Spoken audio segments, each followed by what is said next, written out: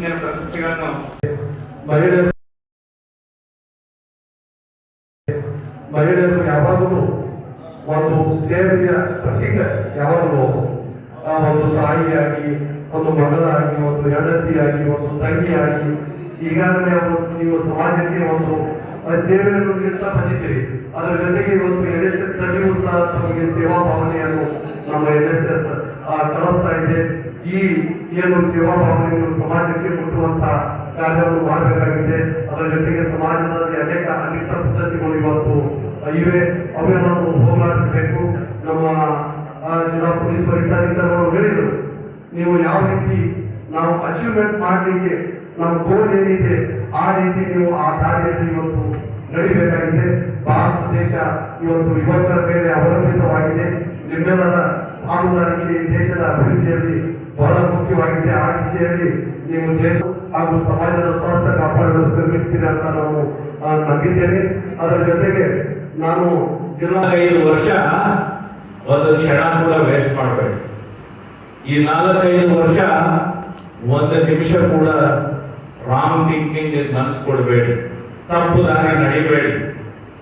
B discipline, budget your time, have conscious. ನಿಮ್ಮ ಮನಸ್ಸನ್ನು ಹಿಡಿತದಲ್ಲಿ ಇಟ್ಕೊಡಿ.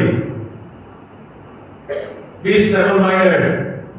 ಕನ್ನಡದಲ್ಲಿ ಒಂದು ಅತ್ಯುತ್ತಮವಾದ ವರ್ಡ್ ಇದೆ, ಸ್ಟೇಬಲ್ ಮೈಂಡೆಡ್ ಅನ್ನೋದಕ್ಕೆ ಸ್ಥಿತ ಪ್ರಜ್ಞ ಅಂತ. ಸ್ಥಿತ ಪ್ರಜ್ಞ ವ್ಯಕ್ತಿತ್ವವನ್ನು ಬೆಳೆಸ್ಕೊಳ್ಳಿ. ಸ್ಥಿತ ಪ್ರಜ್ಞ ವ್ಯಕ್ತಿತ್ವ ಇದ್ದಾಗ ನೀವು ಏನು ಬೇಕಾದ್ರೂ ಸಾಧನೆ ಮಾಡಬಹುದು.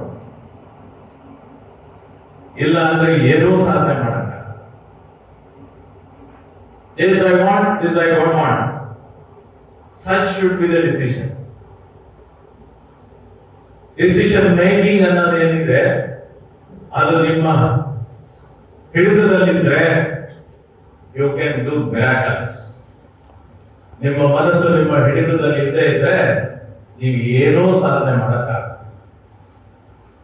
ಅದರಿಂದ ದಯಮಾಡಿ ಯಾವ ಹೆಣ್ಮಗು ಏನು ಇಷ್ಟು ಜನ ಬಂದಿದ್ದೀರಿ, ನೀವೆಲ್ಲರೂ ಕೂಡ ಯಶಸ್ವಿ ಜೀವನವನ್ನ, ಉತ್ತಮವಾದ ಜೀವನವನ್ನ ರೂಪಿಸಿಕೊಳ್ಳುವಂತ ನಿಟ್ಟಿನಲ್ಲಿ ನೀವು ಎಲ್ಲರೂ ಕಲಿತುಕೊಳ್ಳೋದ್ರ ಜೊತೆಗೆ ಒಬ್ಬರೊಬ್ಬರು ಒಂದು 10 ಜನರಿಗೆ ಗೈಡ್ ಮಾಡುವಂತಹ ರೀತಿಯಲ್ಲಿ ನೀವು ಆದ್ರೆ ನೀವು ಈ ಕ್ಯಾಂಪ್ಗೆ ಬಂದಿದ್ದು, ಇಲ್ಲಿ ಎಕ್ಸ್ಪೀರಿಯನ್ಸಸ್ ಕಲ್ತ್ಕೊಂಡಿದ್ದು ಎಲ್ಲದೂ ಕೂಡ ಸಾರ್ಥಕವಾಗಿದೆ.